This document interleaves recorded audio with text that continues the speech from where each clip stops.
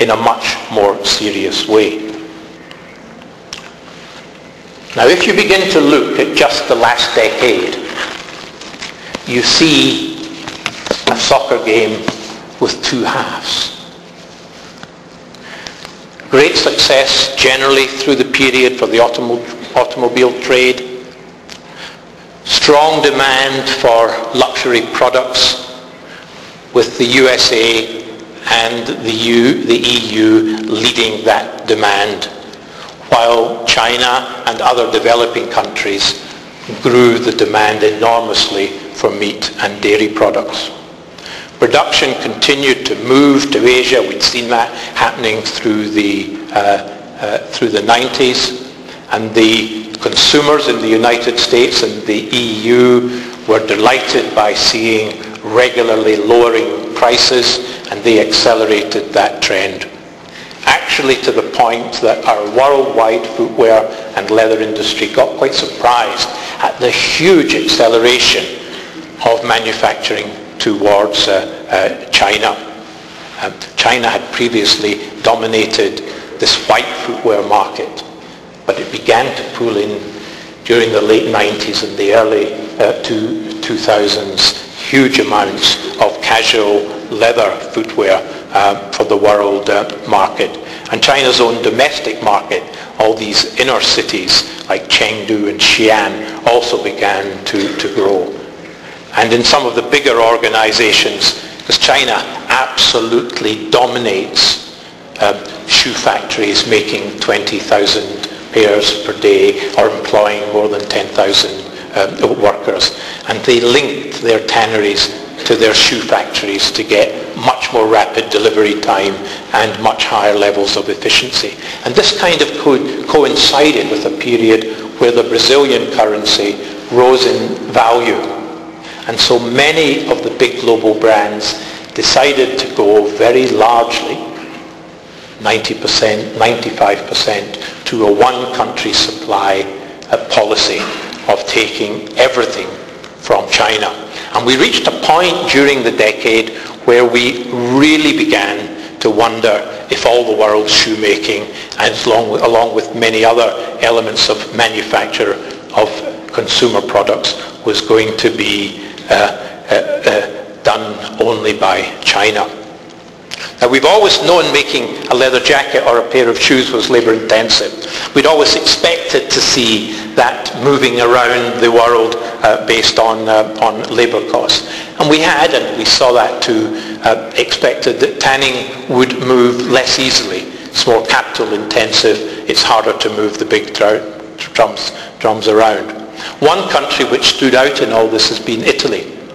Doesn't have a huge raw material supply, it doesn't have a huge domestic market, but its tanning industry has been phenomenally sticky and been capable of, despite hit after hit over the last 20 years, its tanning industry has managed to remain remarkably strong. So while China took 2/3 of all the world's footwear manufacture, it's only taken less than 1/3 of the tanning capacity in the world.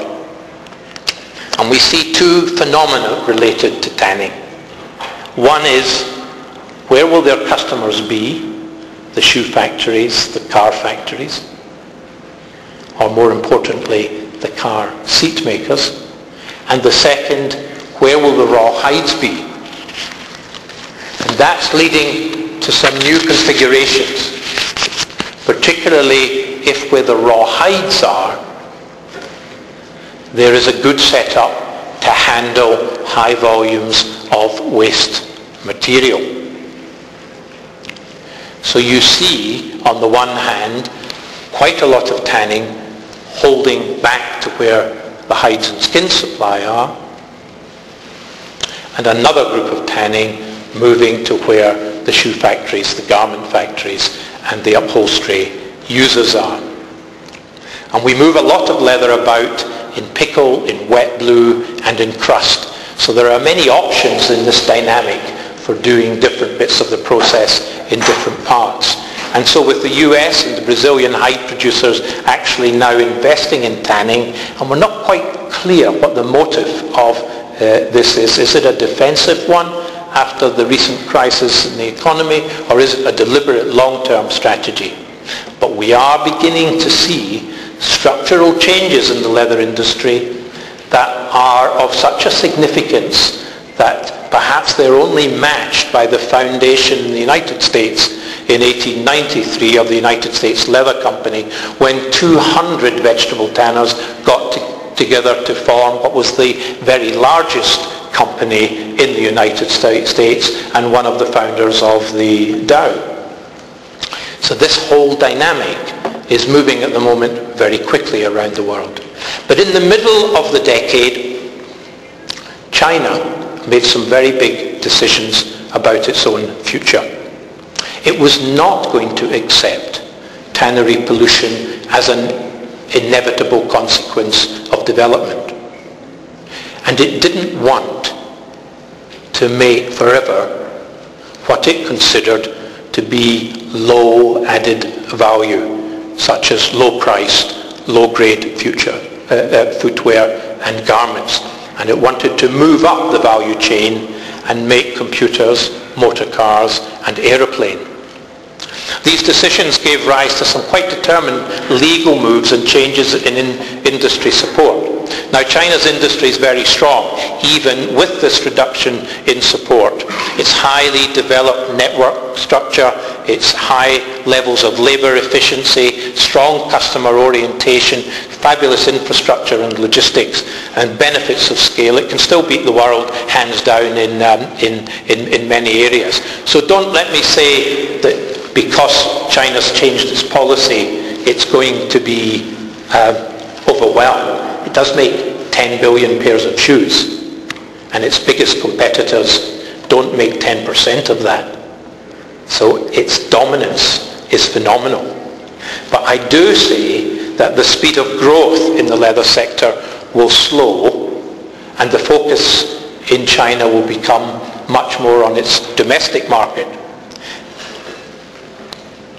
In China, if you want to reach its domestic market, 2005, 80% to meet and sell to 80% of middle-class Chinese, you had to have stores in 60 different Chinese cities.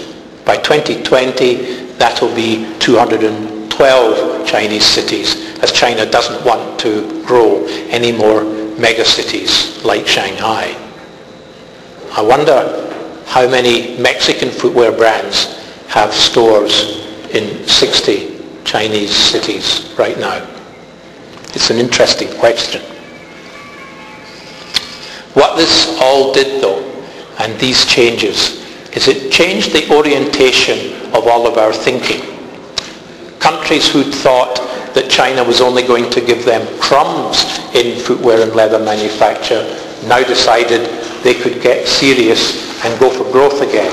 And we've seen some very strong growth in the last 2 to 3 years in Indonesia, where clients who'd left for China have gone back, in Bangladesh, in India, in Vietnam, and in Africa. We've seen it in Ethiopia, which is becoming a blueprint for sub-Saharan Africa.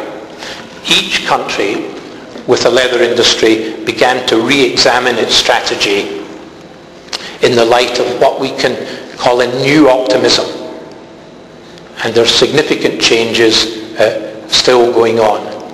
And even now, although labour costs in China are still rising, and Chinese shoe factories are struggling to find labour and are rushing towards the inland parts of China, where they're hoping to see labour being a little bit cheaper.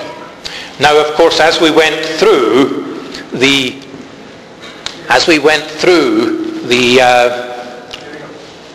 20th century, the last decade, we were hit by another big impact. Excuse me.